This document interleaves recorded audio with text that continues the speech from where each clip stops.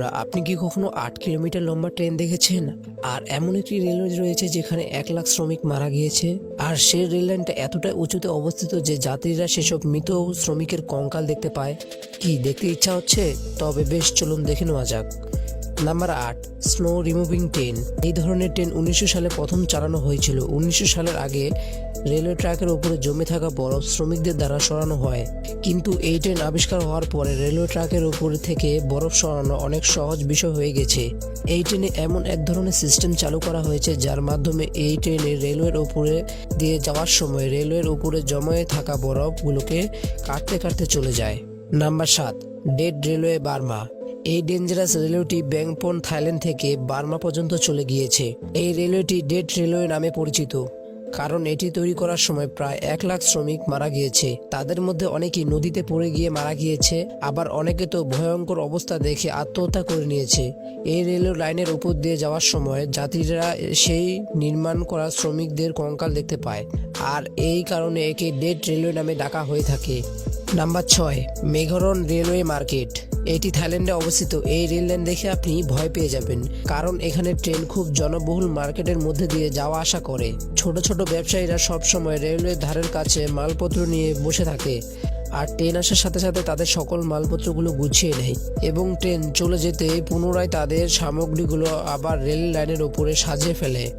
Number 5, Chennai to Rameswaram railway. ভারতের এই railway track দুনিয়ার সবচেয়ে খতরনাক রেলওয়ে ট্র্যাকের মধ্যে একটি। এই রেলওয়ে ট্র্যাকটি খুবই ভয়ঙ্কর, কারণ এটি সমুদ্রের ভয়ঙ্কর ঢেউয়ের বুক ছিঁড়ে চলে গেছে। এই রেলওয়ে ট্র্যাকের উপর ট্রেন যাওয়ার সময় যাত্রীরা তাদের জীবনকে হাতে নিয়ে বসে থাকে, কারণ সমুদ্রের বড় বড় ঢেউ যে কোনো সময় ট্রেনের উপরে আছড়ে পড়তে পারে। এছাড়া গভীর সমুদ্রের উপরে চলে যাওয়া এই রেল লাইনটি অনেক পুরাতন হয়ে গেছে, যার কারণে এটি যে কোনো সময় ভেঙে পড়তে পারে। Number 4, NDNW railway. আমেরিকান ইন্ডিয়ানাতে অবস্থিত এই রেলওয়েটি খুব ভয়ঙ্কর। এই রেলওয়ে ট্র্যাকটি পুরোটাই ঝিকঝাক, অর্থাৎ ওপর নিচ থেকে ঢেউ খেলানো এবং আশেপাশে আঁকাবাঁকা। এই রেলওয়ে ট্র্যাকের উপর দিয়ে ট্রেন যেতে গিয়ে অনেকবার দুর্ঘটনার সম্মুখীন হয়ে পড়ে গেছে। এই ট্রেনে যদি আপনি প্রথমবার চড়ে থাকেন তাহলে আপনি ভয়ে হৃৎপিণ্ড কেঁপে যাবে। Number 3, AC Meghalaya train. এটি জাপানে অবস্থিত। AC মেঘালয় ট্রেনটি হচ্ছে জাপানের সবচেয়ে দ্রুতগামী ট্রেন। এই ট্রেনটি এতটাই স্পিড যে বিশ্বের সবচেয়ে দ্রুতগামী ট্রেনের রেকর্ড ভেঙে দিয়েছে। এই ট্রেনটি চালানো হয়েছিল 1911 সালে। সাল 2015 এই ট্রেনটি ঘন্টায় 603 কিলোমিটার পার আওয়ার স্পিড তুলে বিশ্ব রেকর্ড করেছে। এই ট্রেনটি ম্যাগনেটিক লেভিটেশন টেকনোলজির উপরে কাজ করে থাকে, তাই এই ট্রেনটি এত বেশি স্পিড বুস্ট করতে পারে। নাম্বার 2, অস্ট্রেলিয়ার অর ট্রেন।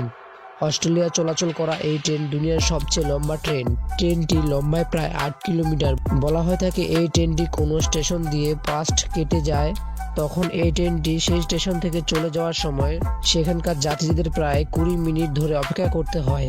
এই ট্রেনটিতে 682টি কন্টেনার লাগানো হয়েছে, যার মাধ্যমে প্রচুর পরিমাণ মালামাল এক জায়গা থেকে আরেক জায়গায় সরবরাহ করা হয়। 1 নাম্বার, টার্বোজেট ইঞ্জিন। ট্রেনের স্পিড বাড়ানোর জন্য ইঞ্জিনিয়াররা একটার উপর একটা টেকনোলজি ব্যবহার করে যাচ্ছে। 2017 সালে সোভিয়েতের নাসিয়া এই টার্বোজেট ইঞ্জিনটি আবিষ্কার করেছিল। এই ট্রেনের সামনে 2টি টার্বোজেট ইঞ্জিন পাওয়ার লাগানো থাকে, এবং যখন স্পিড টেস্ট করা হয়েছিল তখন এর গতি সকল ট্রেনের রেকর্ড ভেঙে দিয়েছিল। এই ট্রেনটি 295 কিলোমিটার পার আওয়ার স্পিড তুলতে সক্ষম ছিল, যেটা 1970-এর দশকে একটি অবিশ্বাস্য ঘটনা।